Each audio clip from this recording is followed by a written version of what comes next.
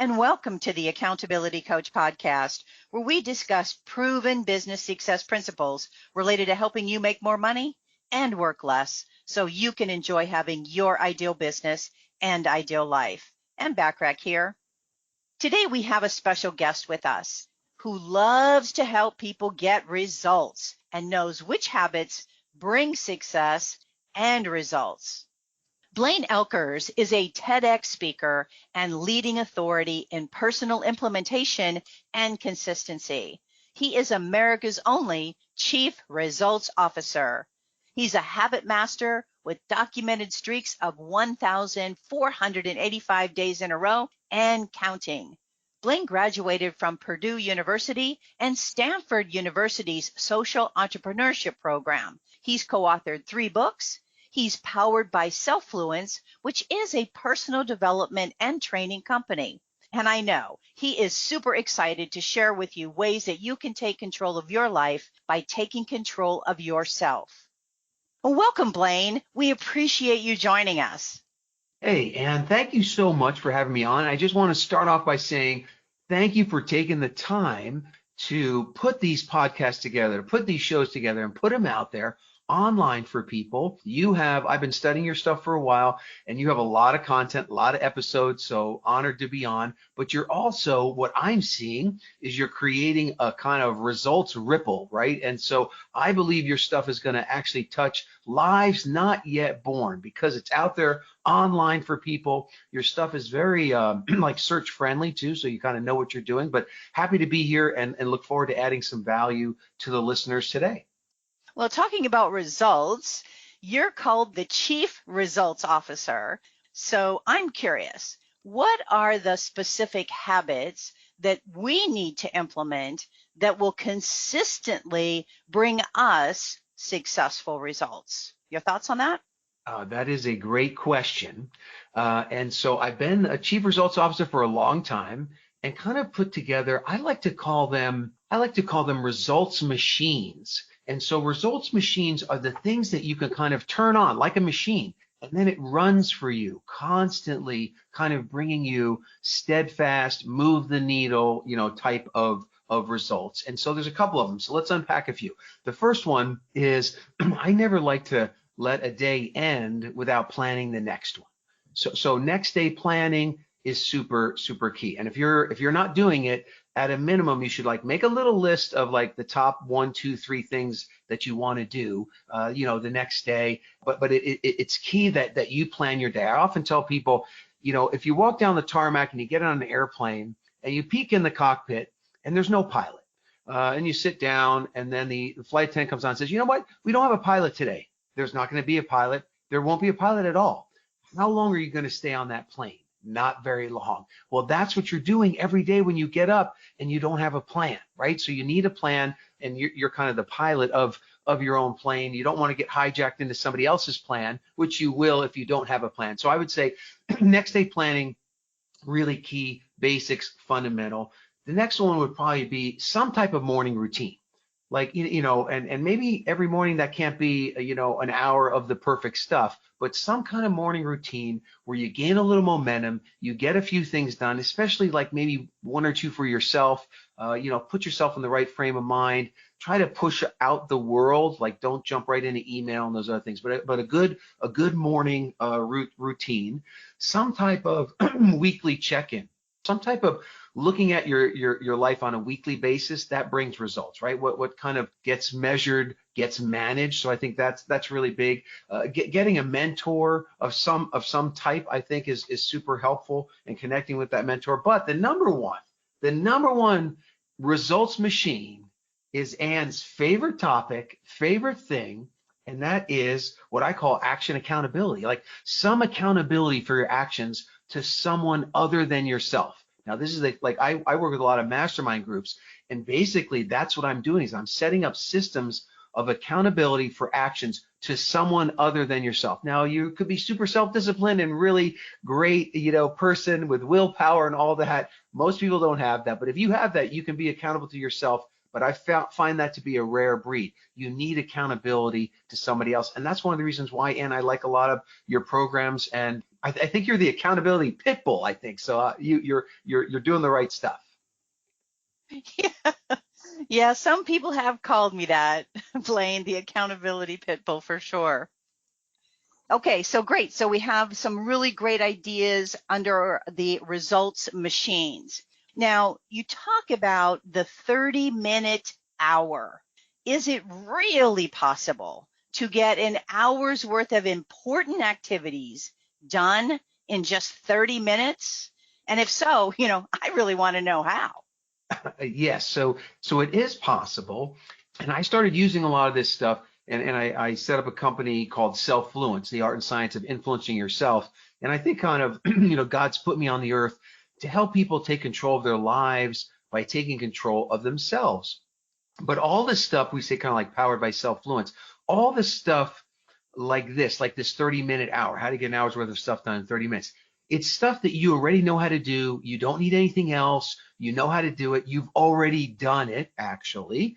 And you just need to kind of hone and master these skills that you already have. Like Selfluence, it's like the power you already have to influence yourself. Now, before we unleash this power on you and the listeners, I want to make sure that that this power is used for good. So I'm going to ask you a question about what you would do with some guilt-free time. But let's say that we do 4 of these 30-minute hours in a row. So we get 4 hours of stuff done, and we get it done in just 2 hours. That gives us 2 hours of guilt-free time. Now, me, I'm type A. I might fill that with work, but let's say we can't. We're not allowed to fill it with work stuff. So my question is, if you had, and this is what I want the listeners to think about, if you had 2 hours of guilt-free time, what would you do? For me, I like the Peloton bike. I'd probably do a ride on the Peloton bike. I like to get out in nature. I'm in the Phoenix area, so I like to go out for walks, especially hikes. I also like to connect with old friends. I feel like I don't do that enough. I'm going to get to do it next week. I'm really excited about that. And then I like the good old-fashioned power nap. So if I've got the guilt-free time, I like to, maybe read a book and take a little nap. But Ann, how about you? What if you had 2 hours guilt-free, can't work, what would you do? Boy, you're talking my language here, Blaine. I was thinking my Peloton bike. Oh, believe, nice. believe it or not, I was thinking also to do one of the yoga classes that they have, okay, because they have so many classes right on Peloton now. And I was thinking going out for a walk. So we're right in alignment. Even though you're in Phoenix and I'm in San Diego, we'd probably go out and do a lot of the same things. And I was also thinking, because we do have a pool in our backyard, if it's a nice day, I might just put some music on and just, sit in the jacuzzi or sit on the lounge chair and do nothing. All right, I love that. And so hopefully the listeners, hopefully you're thinking about some of those things. And I would really hope that as you learn what we're going to talk about here, the 30-minute hour, that you'll take some of that time and do some of those things, right? Do some of those things. All right. So, Ann, there's a day that happens during the year for everybody. Now, some people might happen more than once during the year, but it's a day where people are 3 to 10 times more productive than a normal day, 3x to 10x. Now, we're only looking for 2x. We're just looking to take the 60 minutes and shrink it down to 30. But this day, you're 3 to 10 times more productive than your normal day. And this is the secret to the 30-minute hour. Do you know what day that is? I have no idea.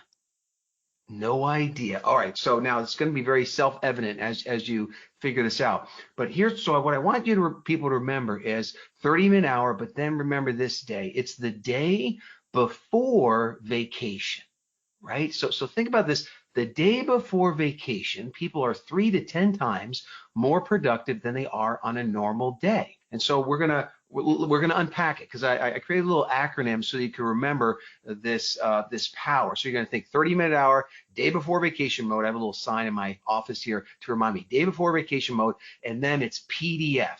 Now PDF, a lot of people know that acronym because it's easy to remember, because people say, hey, email me the PDF, or I'm going to go print out the PDF. And so I don't know, Ann, if you're a techie, do you know what PDF stands for when they're talking about that? I actually forgot what PDF stands for. All right, but you've heard of that, right? Like Oh print out yeah, the sure. PDF. Yeah, Yeah. yeah. And so it stands for the techies out there, it stands for portable document format, which makes sense. It's like a document you can print out anywhere, right? From any computer, and the fonts aren't going to get messed up. But in our case, day before vacation mode, it stands for plan, delegate, focus. So let's unpack these so you can use them. Planning. So we talked about this already. Planning. So the day before vacation, you plan that typically the night before, but you do the next day planning. You plan out the day. And typically on the day before vacation, people wake up 30 to 60 minutes earlier than a normal day. So if you want a 30-minute hour right away, first thing, just wake up 30 minutes earlier. Now you've got 30 extra minutes in your day, and you just had one right there. So waking up early. The other thing about planning that happens on the day before vacation is people have a very clear vision, right? They know what they're going to do, what they want to do. So getting some clarity will also help save time. But then the other thing on the planning side is you get very 80-20. And you've heard of the 80-20 rule, right? Pareto's principle. Oh, absolutely. Okay, so most people have heard of it, and I say, tell me what it is? And they say, well, 20% of what I do produces 80% of my results. And I go, yeah, that's great. How come you're not using that every day? But the day before vacation, you're using it because you have limited time, and you're like, okay, I can only do so many things. What is the most important stuff? Let me focus on the 20 and let me oust the 80. So doing that in a planning sense, you're going to be able to cut stuff out of your day and have the 30-minute hour. So that's planning. D stands for delegate. So what happens on the day before vacation is you become a master delegator, right? And I like to say who before do. Think of who can do this before I do it, right? Think who before the do, and start delegating stuff, right? You've got to get better at that to have more 30-minute hours. So for example, my wife, she also works from home. She'll be like, okay, what can I do for you today? I'm like, oh, wow, if you could run this errand and do this thing, you just gave me 2 30-minute hours. Boom, right? So delegation becomes really, really key. But the most powerful one, and what makes the day the most different, is the F, is focus. So we got plan, delegate, focus. So focus on the day before vacation. You have this weird, fierce focus, right? Where there's no chit chat, there's no, long phone calls, there's no shiny objects, there's no long responses to anything. You really stay on track. There's a lot of things that you don't do. All the distractions kind of melt away, and you use the most powerful word in creating 30-minute hours is only 2 letters, and it's no. Right? So on the day before vacation, someone say, Blaine, can you do this? No, no, no, no. Like I get real good at saying no. And the better you can get at saying no, the more 30-minute hours you'll have.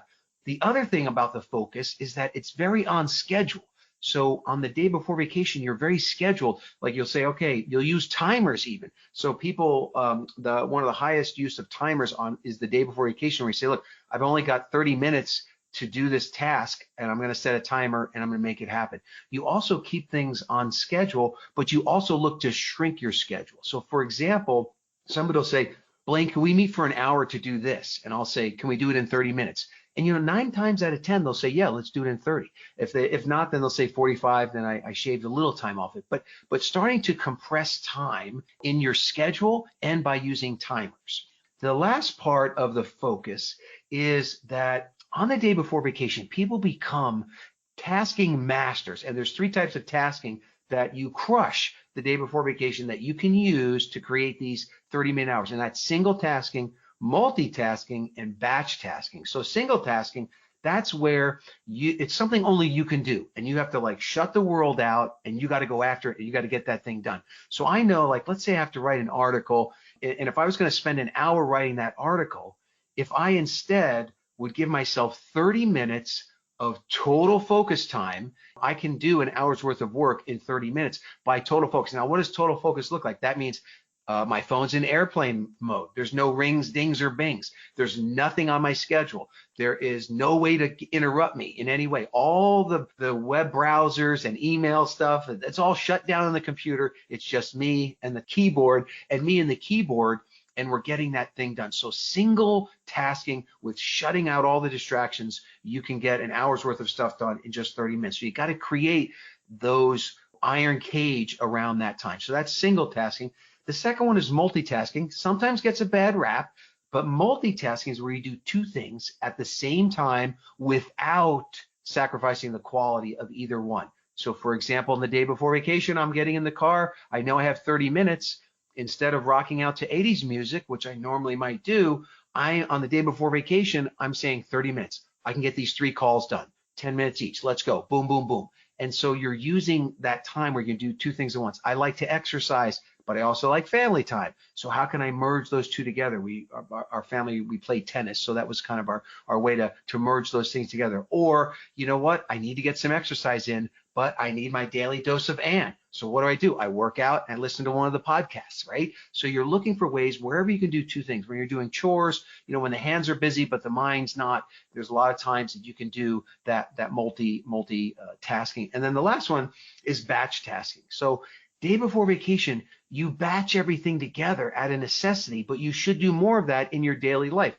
For example, if you have errands to run, you got 3 errands. You're not going to go out, run an errand, come back, go out, come back. No, you're going to batch them all together, do all the errands together, do all the phone calls together, do all the computer work together, do all the people work together. One of the biggest batch tasking savings that my wife and I, we both work from home. Like I said, but we would interrupt each other all day until we made a little shared note on our iPhones and we put all the stuff in there. So I don't interrupt her during the day. She doesn't interrupt me. Then we typically have lunch together. And when we have lunch together, now we're going over, in a batch way, all the little questions we have, but they're all put together. Same thing like if you have office hours. If people are bothering you at work or running your business, set up times where it's okay for them to talk to you, but all the other times are not, right? So batch that time together. There are some other things you can do. Typically, you can use automation like apps to listen to podcasts faster. I talk pretty fast, so maybe you can't speed this one up. But a lot of times I find I can listen at 1.3 or 1.5 speed to save time. There's a lot of little things like that. But I would say one of the other last things here, so it's plan, delegate, focus. But the other thing the day before vacation does that is key is it releases the perfectionist in you. That's the big thing, is that you're no longer perfectionist. You can't be, because you're going on vacation. You have to get it done. You release the perfectionist. Done is better than perfect. And you start to delegate more. You start to plan out more, give yourself less time to do stuff. You're going to get it done. Maybe it's only 80% as good as it needs to be, but that's okay, right? You're okay with that. You kind of release the perfectionist due to the kind of constraints of time. So there it is in a nutshell, the 30-minute hour. So think 30-minute hour, day before vacation, PDF. I love it. And yes, you do talk fast, but I wrote a lot down during that time. So the other thing, basically perfectionism is one of the traits of procrastinators. So, when people try to be perfectionists, they procrastinate. So definitely releasing the perfectionist in you is good overall in general, in my opinion. The other thing that I was thinking, Blaine, was when I'm thinking about my day before vacation, I make my list and I prioritize everything. And there's actually some things that, hey, I really don't have to do, even though it's on my list. I really don't have to do it till I get back. So instead of stressing myself out, instead of, delegating it, because I don't have anybody I could delegate that particular task to, I just go, I don't really have to get it done now. Yeah, no, it's a good point. Sometimes we say defer, like delegate and defer, right? So that's good, because if you get out of your head, put it someplace where it's safe, like maybe it's in a journal or in your phone or it's on a list somewhere. But yeah, you're totally right. Deferring is big time savings, and frees up the space in your head a little bit too. Yeah, for me, that's definitely a good one for my day before vacation.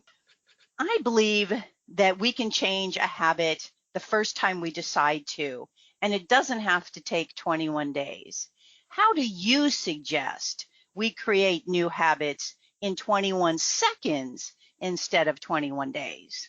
Okay, so this is another thing like powered by Selfluence, and the fact that like you already know how to do it.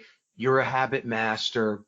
We're going to prove to you right now that you're a habit master, and that you can start a new habit in 21 seconds, not 21 days. So if they told you it takes 21 days, they lied to you. Now neurologically, I love how brain science is moving forward. Neurologically, something you get hardwired in your brain probably takes about 60 days to super hardwire where you don't even have to think about it. But we're going to give you a little hack to bypass that brain chemistry, and actually all day long, we're finally realizing that you're kind of fighting, or you're either working with or fighting your brain chemistry. So whether you're getting stuff done and producing dopamine and getting pumped up and more energized, or whether you're failing, not getting stuff done and producing other chemicals that kind of pull you down, weigh you down, take away your energy, so just realize you're waging that brain chemical warfare. But we're going to help you right now. And the way I discovered this was actually my wife, Beth, and luckily she doesn't have this anymore, but she used to have nearly daily migraine headaches. And so the doctors are like, okay, we can't really figure this out. You're going to need to do this headache log. So you're going to need the habit. You're going to have the habit of filling out the headache log. And it was like what you had to eat and what the triggers were and what the weather was like and what the barometric pressure was and all these things. And she would do it for a couple of days. Then she'd lose the log or she'd forget to do it. Then she'd have a migraine and I'd ask her about it. Whoa, bad move. So we've been married 30 years now. So I realized you don't ask any questions during the migraine. I learned that quickly. But what I did realize was that I'm like, okay, my wife, Beth, she is a habit master at brushing her teeth. And most people are. If I ask people, did you brush your teeth in the last 24 hours? Almost every hand goes up. So you're already a habit master at many, many things. So she was a habit master at brushing her teeth. So what we did is the first key here to the 21-second habit is that we linked brushing the teeth to filling out the log. So we took the headache log, we put the toothbrush and the toothpaste on top of it and a pen. And when she brushed her teeth, and she is the dentist example, 2 minutes in the morning, 2 minutes at night. But during those 2 minutes, she filled out the log. She knew where it was. She filled it out, and she went 90 days in a row of filling out that log. And then she gave the doctors this great data, and the data made all the difference.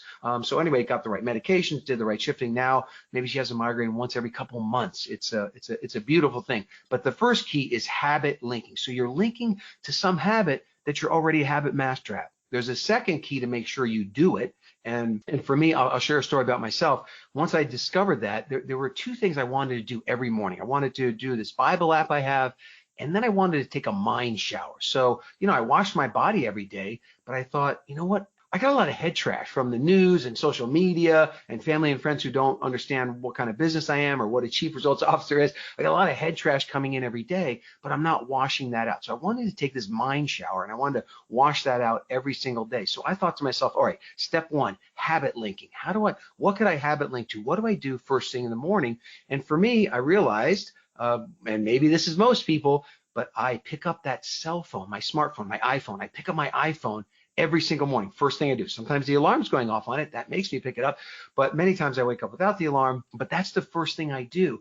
And I have this urge to want to check my phone. Like, did my kids text me because they're out of the nest now? Did orders come in? What's going on in the world? What's happening in social media? What kind of emails? Blah, blah, blah. I have this high urge to want to check those items. So what I did is I moved all the apps off the first page of the iPhone, and I just put those two apps there. And I said to myself, when I open the phone for the first time every day, which happens every day, I'm going to habit link to that, but I'm going to surf the urge to want to look at all that other stuff. And I see the numbers at the bottom there. I've got 5 text messages already and all this stuff, but I'm not allowed to do that. I'm going to surf that urge, that desire. I'm going to use that wave of that urge to make me do those two things. Now, I like to do 10 minutes each in each one of those. I like a 10-minute mind shower. But if I don't have time and I got to do a 3-minute mind shower, I'm okay with that. I'm still going to get it done before I'm allowed to go on to that other stuff. And so that's the second key. So one is the habit linking to something you're already a habit master at, no willpower required. And the second thing is you surf some kind of urge to get yourself to do it. So I did that. It was 1,498 days ago, because the apps, they track how many days you're in there. So now I know I have this streak over 4 years, and I didn't have to think about it, right? And I created that new habit basically instantly, but now I've had that habit for 4 years. Now it's definitely an ingrained habit in my brain chemistry by now, but that's the key, is linking to something you're already a habit master at and then surfing some kind of urge. Does that make sense? Totally. And I really love the linking it to a new habit to something that you already do. That makes so much sense. Yeah, and I had one business owner. She, the results machines of next day planning, or even just like planning your day, is so important, and she just couldn't do it. And I said, okay, Ann, what do you do first thing in the morning? She says, well, I always have a cup of coffee. I said, when's the last day that you went without a cup of coffee? She said, I can't remember. I said, then that's it. Just have it linked to that. So say you can't have the first sip of coffee until the list is done, or at least the list is started. And maybe while you drink your coffee, you make your list. But now she's gone every day by making that list because she habit linked it, to something that happens every day. And she put a pad of paper and a pen by the coffee maker so she could see it. You need some kind of like little cue there, a little reminder. But now she's doing that, every single day. So again, habit linking, and then she's surfing the urge to have the coffee to get her to do that thing. And again, you're not perfection. The urge there is to push you into not making it be a big, long thing with a lot of resistance. Yeah, no, I love it. That's just so logical. Why didn't we think of this sooner, right? Right. I couldn't. I was like, whoa, this is really working. And there's things you do weekly. I mean, there's things you do daily, more than once a day, like brushing teeth sometimes. There's things you do once a day, get dressed, drive to work, have lunch. Then there's things that you do every week, like Monday comes every week. You can have it linked to that. But typically there's something that you're doing on certain days that you can link to weekly, monthly. Some people link to things annually. So I would say also, though, start small. Just pick one, make it easy, keep the resistance down low, because you want to build the happy brain chemicals that like done is the engine of more. Like you want to win early, win often. And there's another cool thing. When you get about 3 or 4 days into a streak, then you don't want to break the chain. So then there's a little psychology that starts to work in your favor as well. Super cool. Love that idea. I love it a lot. Now, most of us who have been around the world for a minute have read or at least heard of the book Think and Grow Rich. Now, if you haven't, obviously you need to read the book, in my opinion. Blaine, you have your own version of Think and Grow Rich. So help us understand how it's different than the other version. Yeah, and this is probably this is one of a handful of most impactful things in my life, and I call them the moments of dawning comprehension, where your world is never the same. And so I was in college at Purdue University, where I actually met my wife, and I've always been a seeker, and I bet you most of the listeners are seekers of knowledge and how to do better. And I was always a seeker, and I saw an ad for an audio cassette. I'm dating myself, an audio cassette, and it was for Think and Grow Rich. And I sent away for it. And it was actually read by Earl Nightingale, a guy that I came to like his stuff as well. But I sent away for it. And it's this book, Think and Grow Rich. So Think and Grow Rich. It's all about taking your thoughts and turning them into reality. So I ended up buying the book, reading the book, and later I made a little acronym called YTABA, which stands for What You Think About, You Bring About. I started to have some success with that. And I met my wife at college, and I started to have business success. And I had read the book at this point maybe 15, 16 times. And I bought one of the original 5,000 copies. Now, they say there's 100 million copies. I don't know if it's quite that many, but there's definitely millions of copies out there. But I bought one of the first 5,000, and I opened it up, and I'm like, the first page, I'm like, that's different. Like, I never read that. I don't remember these. The first 2 pages were instructions on how to read the book. And I still have my original paperback that I read in college. And I got it out, and I go, by golly, these aren't in here. And so there's 2 instructional pages. And if you open up the very first page in the real book says, what do you want most? It's like big and bold across the top. So you could open up your copy to see, but it talks about what do you want most? And that first page unpacks the fact that do not read this book until you're ready to bring with your reading of the book, what you want in very clear terms. You want crystal clarity about what it is you want to bring about. That's why I said what you think about, you bring about. But you have to be real clear about what you're trying to bring about, because through the book, he's going to say, do this and do that. And it's all based on your bring about statement. So that was kind of lost page number 1. But the second page talked about how to read the book. No more than 1 chapter in 1 sitting, that you had to read with other people. Now, this is what made a big difference for me, is that you had to read it with other people to tap into their experiences, their mind power. And we know now that some people call it masterminding, but we know that 1 + 1 doesn't equal 2. It equals 3, 4, 5, right? So in other words, like if you and I got together and talked about accountability, and you had, 20 ideas about something and I had 20 ideas about something, if we came together, the mixing of our minds, we wouldn't just produce 40 ideas. We might produce 60, 80, or 100 because you kind of feed off each other. So it talked about how you had to read the book, with other people. And what I did is I did 5 book studies in 5 months in a row. And my goal, when I bought that original copy, my goal was to have $1 million business. My business was worth about 300,000. And I thought it'd take about 5 years, but it only took about 5 months because I did those 2 things. I got real clear that that was my goal, and I did all the things the book said to do, but then I masterminded with people in the reading of the book, and that kind of made a big difference. Now later, as I read through the book more carefully, I realized, wait a second, the original was so rich, meaning that the book was redone in 1960, and they took some stuff out, they took some passages out, but most people read a version of the book that lost all the capitalization and the italics, and he shouts a lot, like he has all caps, in there, so that was a big difference. And I'm a Christian, and he talks about Jesus, in the original, but that was taken out of the book that most people read.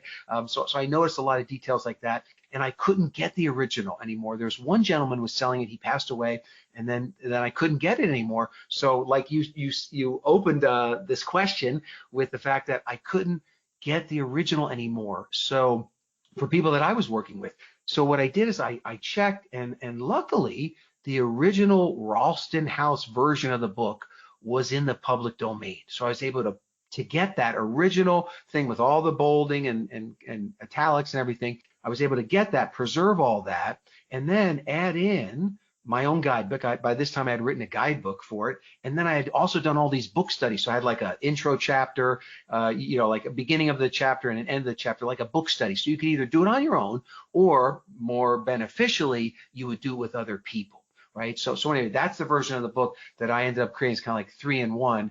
But I do think that book can change your life, and it's a very high frequency book. It's a lot of stories, it's a lot of history, but it gets you pumped up about moving forward in your own life. And that's why I still read it every year. I read it. So I've got to be close to 70 times now reading that book.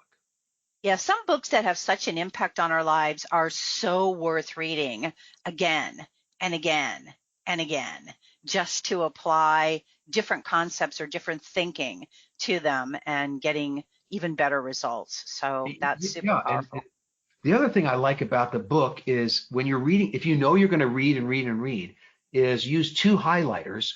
I use like an orange for things I want to remember, and then I use a green for things that I want to take action on or are actionable. But then when I go back and read the book, I could literally just read the orange parts and get all fired up and read it very quickly, right? So yeah, use some, if you're going to keep reading a book over and over, use some kind of smart highlighting to kind of help you through it the second, third, and fourth times.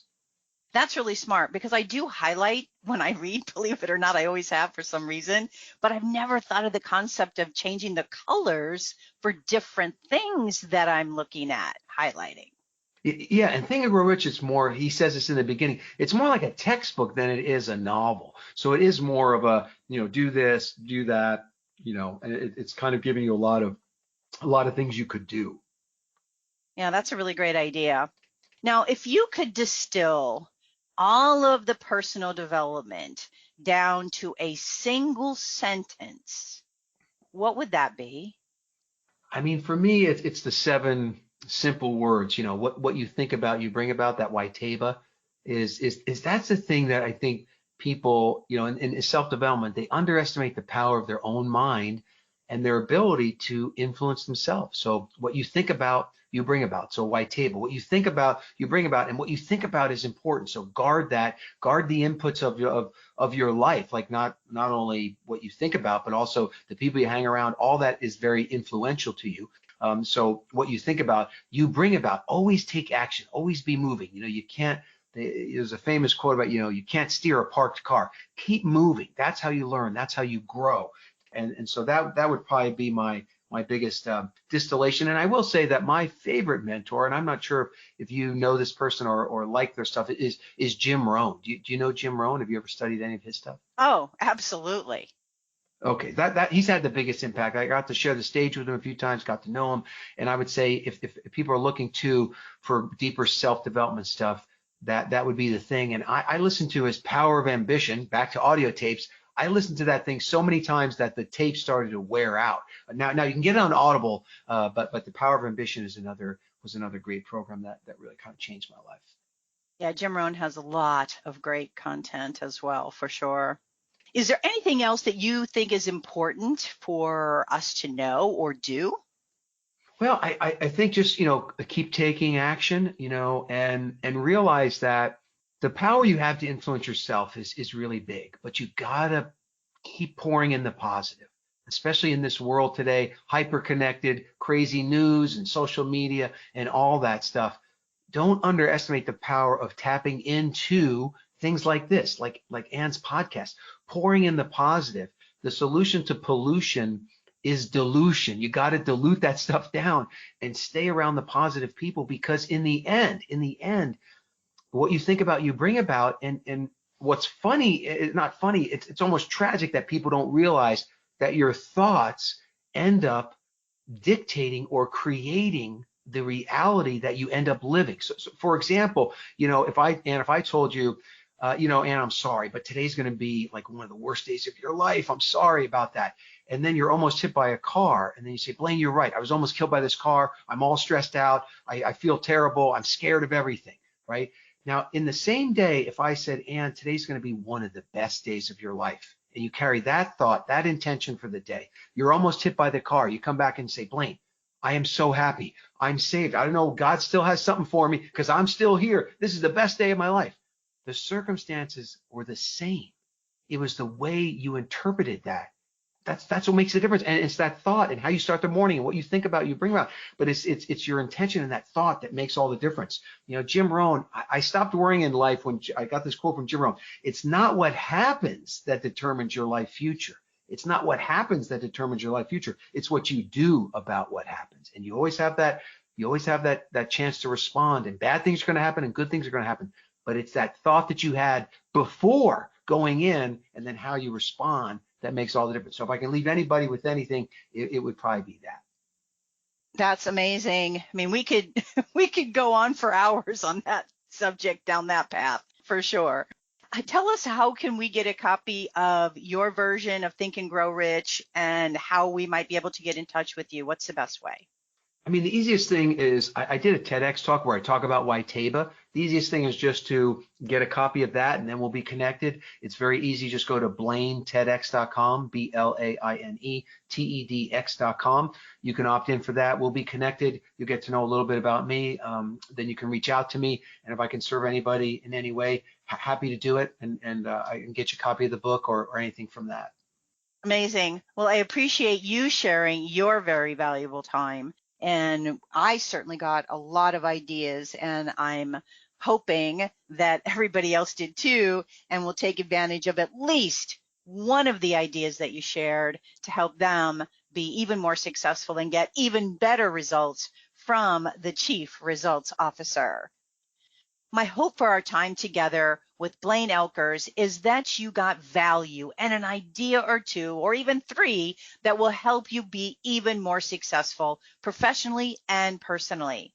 Feel free to share my podcast with others, as they can be found on most podcast platforms and in most English-speaking countries. And if you'd like to get a short daily fix from me, subscribe to the Accountability Minute, which can also be found on most podcast platforms and in most English-speaking countries, and of course at accountabilitycoach.com.